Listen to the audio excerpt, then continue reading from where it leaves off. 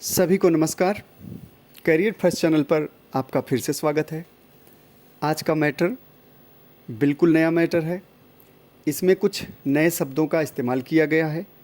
उनकी आउटलाइन आप बहुत ही ध्यानपूर्वक बनाइएगा ताकि आपको ट्रांसक्रिप्शन करते समय कुछ भी समस्या न होने पाए। सुनने में आया है कि केंद्र पर भी कुछ मैटर के बोलने में, मैटर की गुणवत्ता में कुछ बदलाव किया गया है। जो अभी तक खंड एक या उससे मिलता जुलता मैटर बोला जा रहा था पहली पाली में, उसको बदल के कहानी, साहित्यिक निबंध, जीवनी इत्यादि का इस्तेमाल किया जा रहा है। उसको ध्यान में रख के यह मैटर तैयार किया गया है। आगे आने वाले दिनों में कुछ ऐसे ही नए और अच्छे मैटर गुणवत्तापरक आपको देखने को मिलेंगे, जिनका अच्छे से अभ्यास करके आप परीक्षा में अत्यधिक लाभ उठा सकते हैं। Ready, start. समाज में रात दिन मेहनत करने वालों की हालत उनकी हालत से बहुत अच्छी न थी और किसानों के मुकाबले में वे लोग जो किसानों की दुर्बलताओं से लाभ उठाना जानते थे, कहीं ज़्यादा संपन्न थे। वहाँ इस तरह की मनोवृत्ति का पैदा हो जाना कोई अचरज की बात न थी। हम तो कहेंगे रामू किसानों से कहीं ज़्यादा विचारवान था। उसमें यह शक्ति न थी कि बैठकबाजों के नियम और नीति का पालन करता। इसलिए जहाँ उसकी मंडली के और लोग गांव के सरगना और मुखिया बने हुए थे, उस पर सारा गांव उंगली उठाता था, परंतु इन उलाहनाओं का उस पर तनिक भी असर न पड़ता।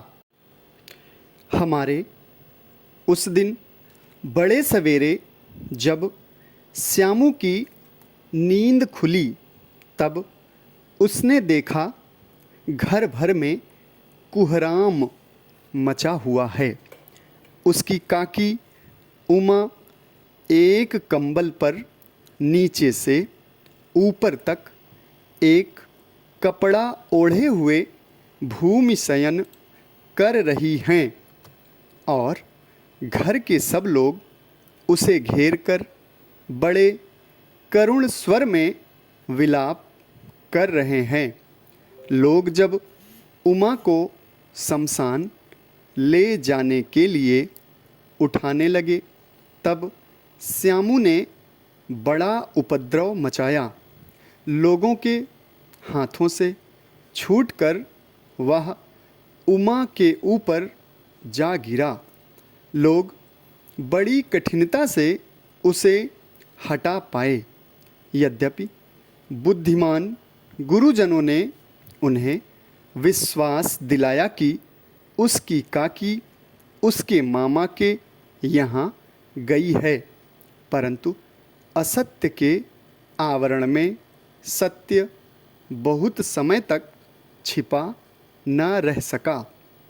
आसपास के अन्य अबोध बालकों के मुँह से ही वह प्रकट हो गया।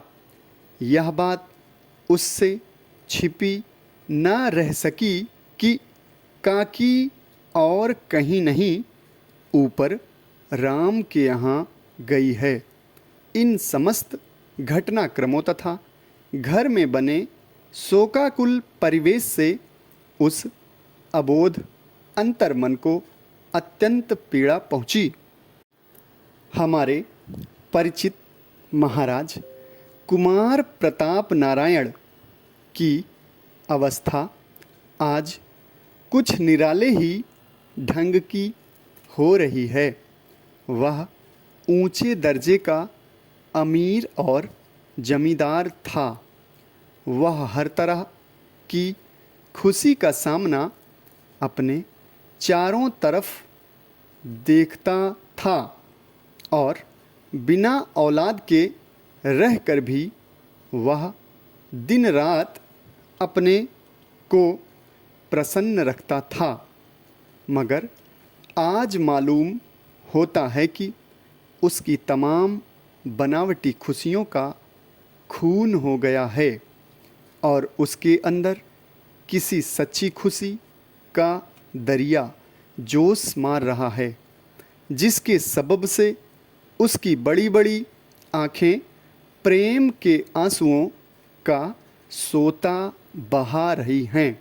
गोपाल लड़के के हाथ की लिखी हुई कल वाली चिट्ठी, जिस पर उसने अपना पता लिखकर डाक में छुड़वा दिया था, उसके हाथ में थी और वह अपने कमरे में अकेला बैठा हुआ उसे बार बार पढ़कर भी अपने दिल को संतोष नहीं दे सकता था। समाप्त।